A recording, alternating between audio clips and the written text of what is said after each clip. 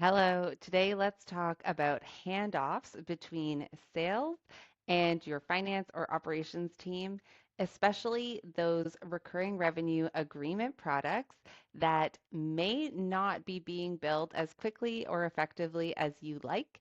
And today we are going to check out one screen that allows you to make sure anything that you have sold that is an agreement class product is on a billable record.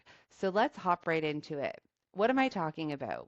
Well, on an opportunity, you have products that you are selling, and these products have different classes. They can be non-inventory class, agreement class, inventory class, service class, etc. If it's something that is a recurring revenue and something that needs to go on an agreement or become an agreement, we're going to be using agreement class products for those.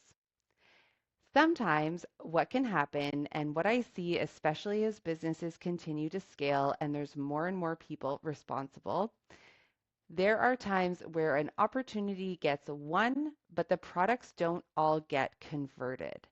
And what this looks like is I might be the sales rep or the account manager, and I move this into a one status for my opportunity.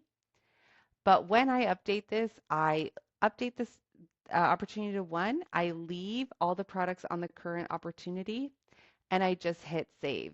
I have not converted anything at this point. It's all still sitting on the opportunity.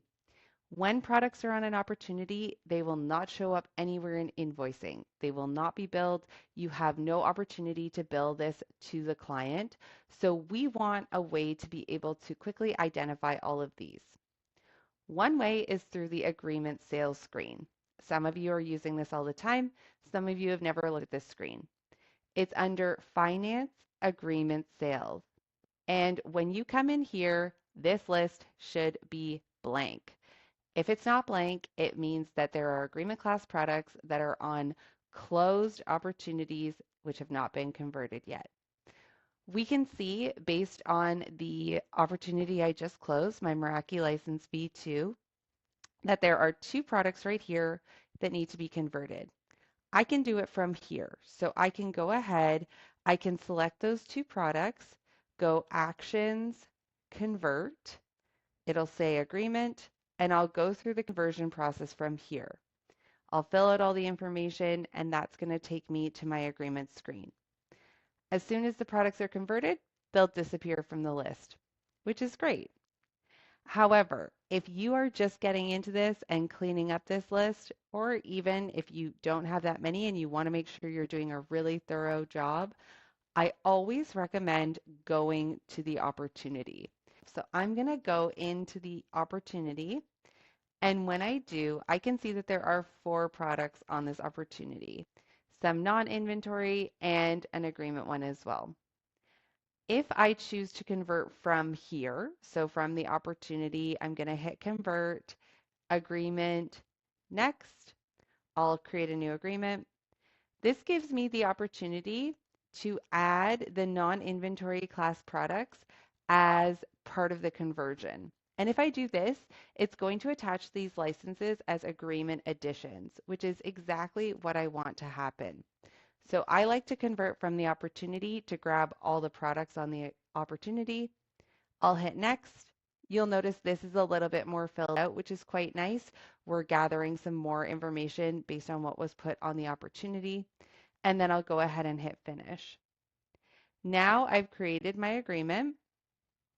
I have to update some stuff because this is the developer license and it doesn't automatically populate, but on yours it should. And once I've updated this, I've converted those agreement class products. Everything is now converted off the opportunity. When I go back to my agreement sales, they should be disappearing. We want this screen to be blank so that you can keep an eye on your agreement sales as they go through. If you are cleaning it up and there are products that are no longer relevant, you do have the option to remove products from this list.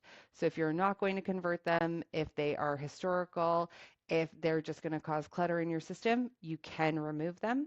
However, always go in, check it out, and make sure you understand the paper trail. Hope you enjoyed this on agreement sales. We'll be continuing to dive into agreements in the next video as well.